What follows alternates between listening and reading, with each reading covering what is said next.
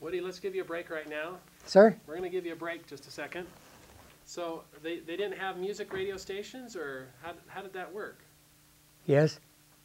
By 1921 they did.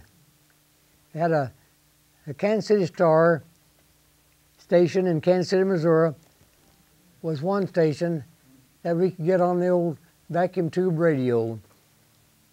And they had musical programs.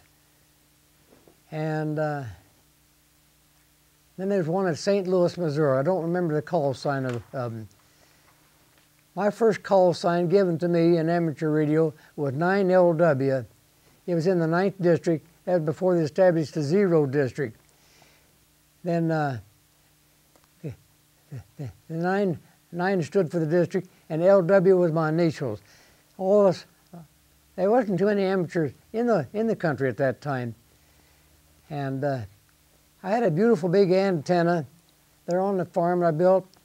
I used to go out to the old interurban car barn, get scrap copper that took out electric motors, and made my insulators out of chicken bones and beefsteak bones. I didn't have the money to buy insulators. And the antenna was scattered, and counterpoise was strung from the big elm tree to the big red barn. I have a photograph at home of the house where I was born and the big red barn where that antenna was tied to, and so forth. I have pictures of all these. By 1921, the vacuum tubes really came in getting quite popular.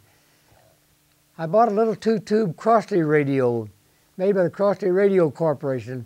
I still have that at home. It's a 2-tube regenerative receiver with one stage of audio. Used a pair of headphones on. We called them cans. We didn't call them headphones. And you find a squeal, turn the gain control down, the squeal will disappear, there'd be your station. I'd sit there and listen to the music of Kansas City Star in St. Louis, Missouri. And I can't think, there was one or two others, I can't remember all of them. But broadcasting were very scarce then. And as time rolled on then, 1922 rolled in on my birthday. This was the important part of my life of coming in, that I had dreamed of for so long, had the scout manuals all memorized and everything. I fixed up 25 cents for registration in a cardboard frame, sent it to Independence, Kansas, 19 miles north of Kansas, Coffeyville, 25 cents a year registration in the Boy Scouts. Well, here I was out in the country. I couldn't attend a Boy Scout troop because